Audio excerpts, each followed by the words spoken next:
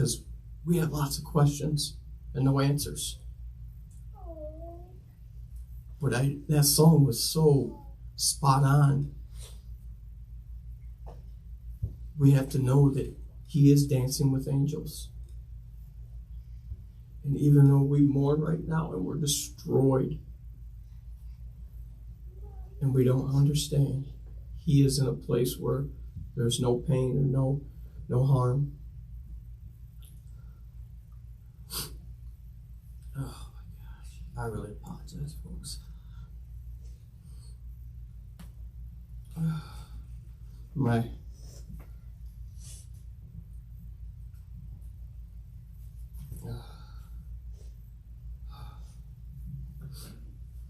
Matthew 11:28-30 says, "Come to me, all you who labor and are heavy laden, and I will give you rest. Take my yoke upon you and learn from me, for I am gentle and lowly in heart, and you will find rest for your souls.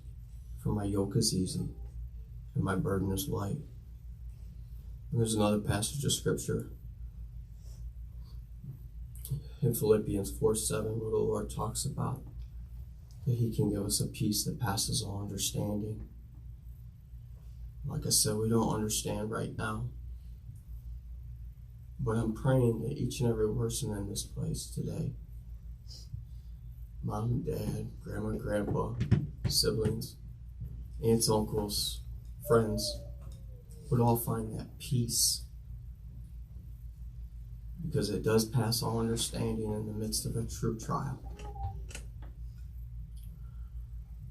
At this point, I'd like to have Bubba's grandpa, JT, come up, say a few words. If you're up for it.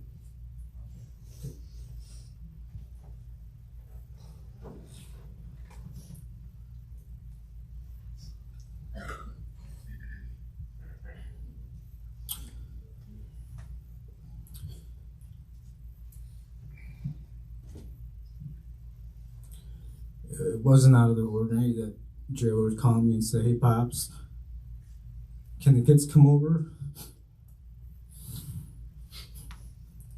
Shelby's got a crazy schedule. I got some appointments."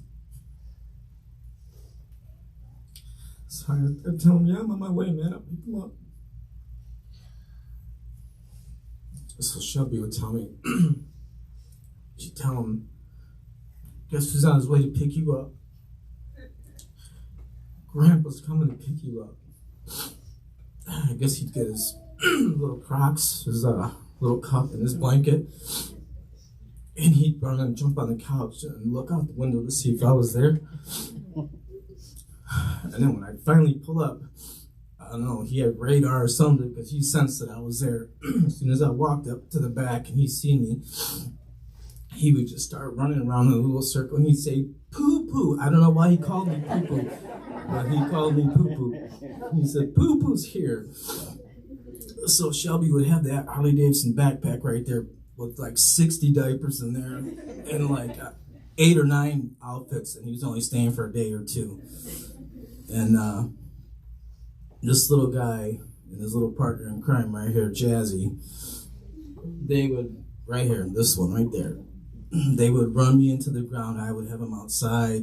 He'd be running outside on my deck, down the ramp. He'd lose his little flip-flops and just keep cruising along.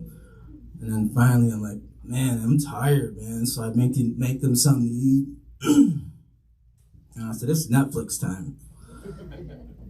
So I'd sit him next to me on our couch and I'd lay us back, and he would just look at me and smile. He'd have his little cup. And then finally everybody would fall asleep and I would take him upstairs. He'd lay with me and Nana. And then about like clockwork every time, 7:30, he's up. He was up. And I would try not to look at him because, once he makes eye contact, he's like, "You're getting up." So I said, "Okay, babe, let's go downstairs. Let's see who's up." So we go downstairs. He wakes everybody up. I make breakfast. So I tell Maddie, I said, "Maddie, I'm going to go upstairs, get my stuff, get ready." So I go and sit down, start to look at my phone, do a little ESPN, and I hear Rissy Poo Poo, Grandpa, Rod's got poo. I swear, 2 seconds later, he's up at the steps in my room. I'm like, you got pee? And he's like, I got poo.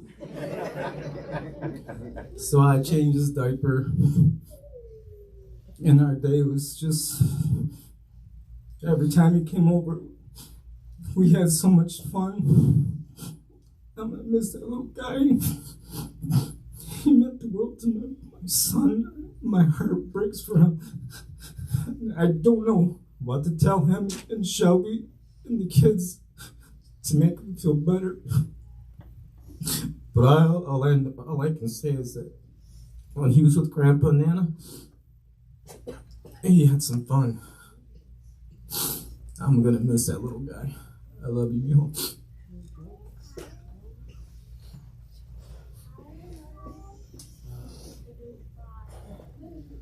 Shelby and Jared wanted to, if anybody would like to come up and say something, we welcome you to come up and say a few words. Cousin Charles.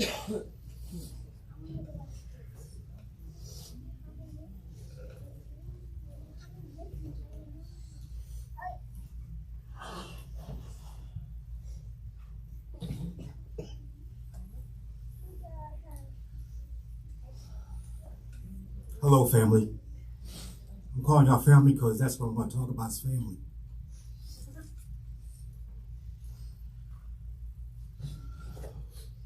Sorry, I'm nervous. I'm getting a lot of anxiety attacks today, so excuse me.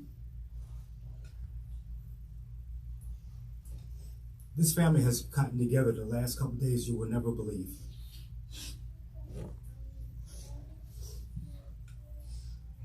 Tuesday, I sat back and watched everybody was kind of separated a little bit. Wednesday, family got a little closer together, y'all. Family members are buying food, making sure that we are good. Thursday come around. Well, hey, y'all, we need to get away from this house. What are we going to do? I know, let's go to Jane's house. Let's go swimming and stuff.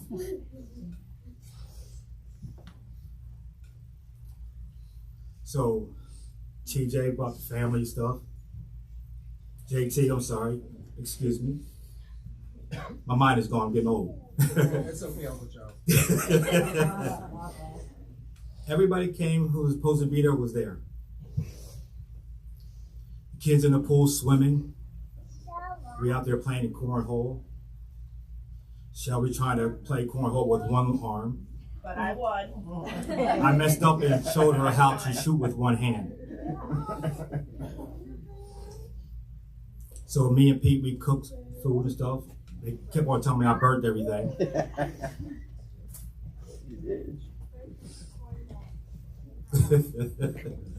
Sunday went over to JT's house. He invited us over there, and Saturday. And the family was like this.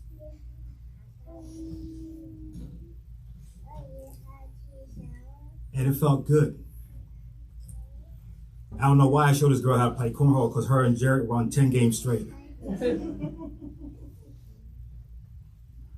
We had a lot of fun.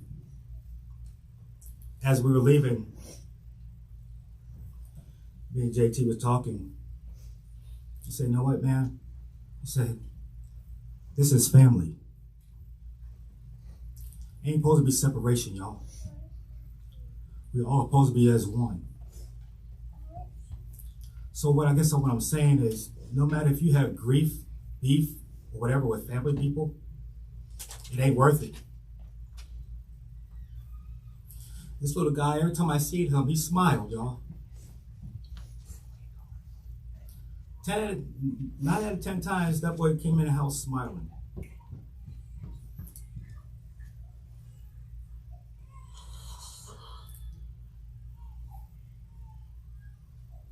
He got his hair cut. Ooh, he thought he was hot stuff.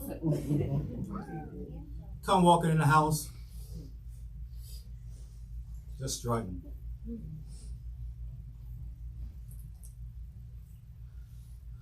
I like to thank Wanda, Jane, my wife, Chip, just cousins, come together and make sure that they needed nothing this week. That's what family do for each other. And I hope it don't stop. If it stopped because you stopped it, nobody else stopped it. Jared, it's not your fault. I just want to let you know that. Whatever how you feel or whatever, bro, it wasn't your fault. I love the heck out of you, my man. Shelby, you're like a daughter to me. Love all y'all. I didn't mean to be long, y'all. I didn't mean to be. Remember, family's everything. I love y'all. Love you. Here you go. Would anybody else like to come up at this time? I don't say so.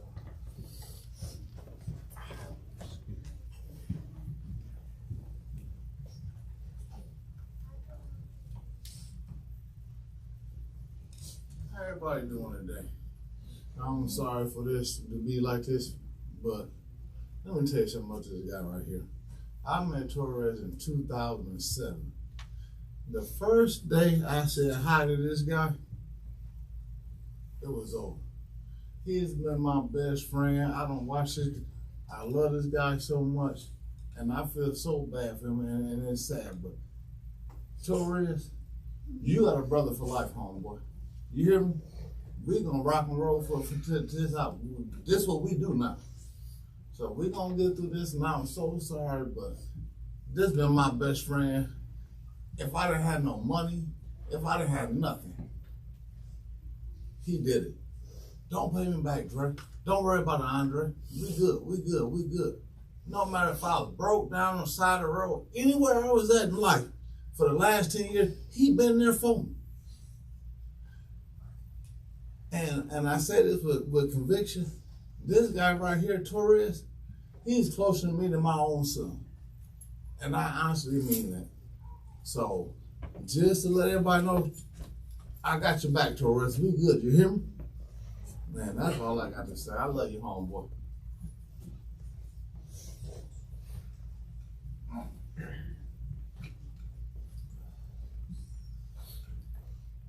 Well, if there's no one else, Shelby, do you still want to come up and say something? Come on.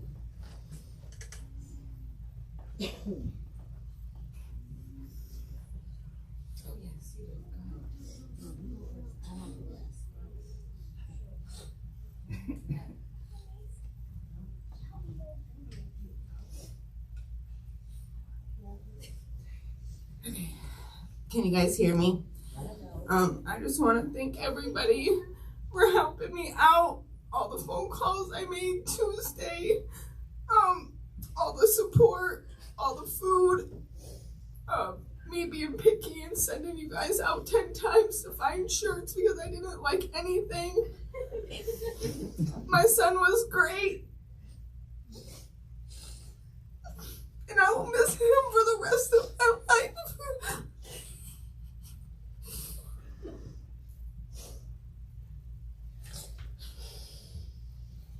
He was gonna be great.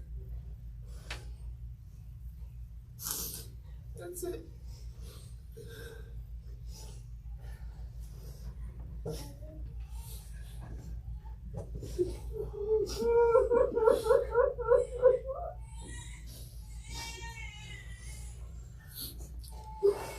Well, that will conclude the service for tonight. I want to encourage everybody to love on Shelby and Jared and the rest of the family. Amen.